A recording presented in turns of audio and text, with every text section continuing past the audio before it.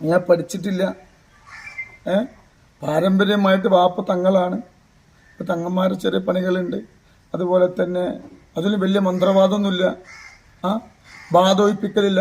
സാറിപ്പോൾ ഒരു വീഡിയോ കാണിച്ചില്ല സാർ, പിന്നെ ഞാനൊരു വാദമൊഴിപ്പിച്ചു പറഞ്ഞു. അത് തെറ്റാണ് സാർ. ഞാൻ 2 ദിവസം മുമ്പ് പിന്നെ സംഭവിച്ചതാണത്. അതിന് വിശദീകരണമായിട്ട് ഒരു സഹോദരിക്ക് മെന്റലായിട്ട്, അങ്ങനെ തന്നെ പറയട്ടെ, ബാധയല്ല, മെന്റലായിട്ട് ഇവിടെ വന്ന് ഞാൻ ലൈവ് നടത്തുന്ന റൂമിലേക്കാണ് അവർ കയറി വന്നത്. അവരെ വാതിലും അടിച്ചു സാർ. എന്നിട്ടോ ഞാൻ അവരോട് പറഞ്ഞു നിങ്ങൾ നേരെ ആശുപത്രി കൊണ്ടു. അതൊക്കെ ആ സ്ത്രീകൾ പറഞ്ഞ വീഡിയോസ് സാർ യൂട്യൂബിൽ സെർച്ച് ചെയ്യൂ, കിട്ടും സാർ. അതൊന്നും നോക്കിയിട്ടില്ല സാർ. ആരോ തെറ്റിദ്ധരിപ്പിച്ചു. പിന്നെ ആ നോട്ടീസിൽ ഒരുപാട് കാര്യങ്ങൾ എഴുതിയിട്ടുണ്ട് സാർ. നമുക്ക് നോട്ടീസ് അടിച്ചിട്ട് ചികിത്സയ്ക്ക് ചെയ്യേണ്ട ആവശ്യമില്ല, അതിൻ്റെ ആവശ്യമൊന്നുമില്ല. നിങ്ങൾ എൻ്റെ വീട്ടിൽ വന്ന് നിങ്ങൾക്ക് മനസ്സിലാവും. അങ്ങനെയൊന്നും നമുക്ക് നോട്ടീസ് അടിച്ച് കുറേ ആളുകൾ, അതിൻ്റെ ഒന്നും ആവശ്യമില്ല. മുമ്പേ എനിക്കൊരുപാട് ജനങ്ങളുണ്ട്, എന്നെ സ്നേഹിക്കുന്നവരുണ്ട്. നമുക്ക് അതിനൊന്നും എന്ത് ചെയ്യണ്ട. പിന്നെ ആ നോട്ടീസിലൊന്നും നമ്മൾ ഉത്തരവാദിയല്ല. നമ്മൾ യുനാനി ഡോക്ടറല്ല. ഞാൻ എവിടെ അത് പറഞ്ഞിട്ടുമില്ല. നിങ്ങൾ തെളിയിക്കും ഞാൻ എവിടെ ആരുടെ യുനാനി ഡോക്ടർ എന്ന് പറഞ്ഞ്. ഇത് നിയമല്ലേ, ഇന്ത്യ രാജ്യമല്ലേ. ഞാൻ യുനാനി ഡോക്ടർ എന്ന് പറഞ്ഞിട്ടുണ്ടെങ്കിൽ നമുക്ക് അതിൻ്റെ സർട്ടിഫിക്കറ്റുകളൊക്കെ വേണ്ടേ? അതൊന്നും ഞാൻ പറഞ്ഞിട്ടില്ല. സാറാരോ അത് കുറെ ഇതിൽ കണ്ടിട്ടുണ്ട്.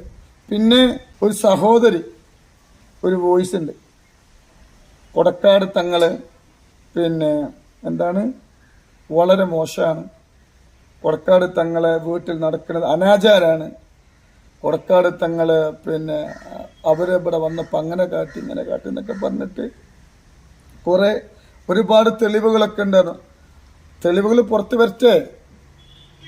നിങ്ങൾക്കറിയോ ആ പെണ്ണുങ്ങള് അതിൽ പറയുന്നുണ്ട് എങ്ങനെയെങ്കിലും ഇത് നിർത്തണമെന്ന്.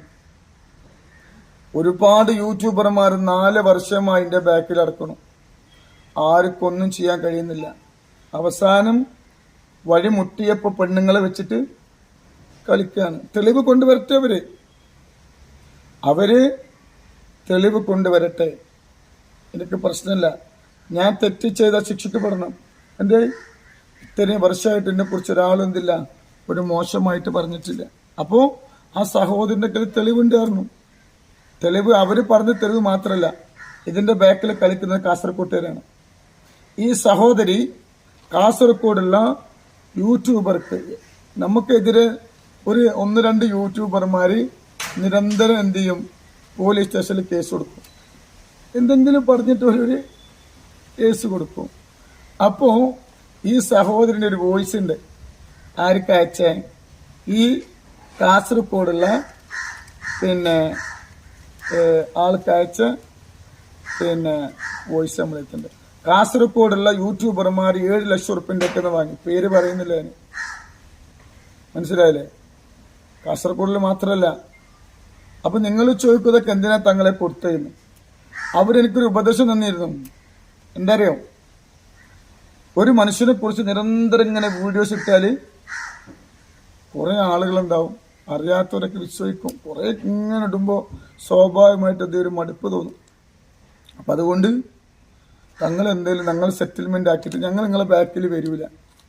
അങ്ങനെ അവർക്ക് എന്തൊക്കെ 7 ലക്ഷം ഉറുപ്പിക വാങ്ങി. 1 വർഷം എന്തിട്ടില്ല, ബാക്കിൽ 1-2 വർഷം വന്നില്ല. ഇപ്പോൾ 10 ലക്ഷം ഉറുപ്പിക വെച്ചിട്ട് ഇത് കൊടുക്കാല്ല.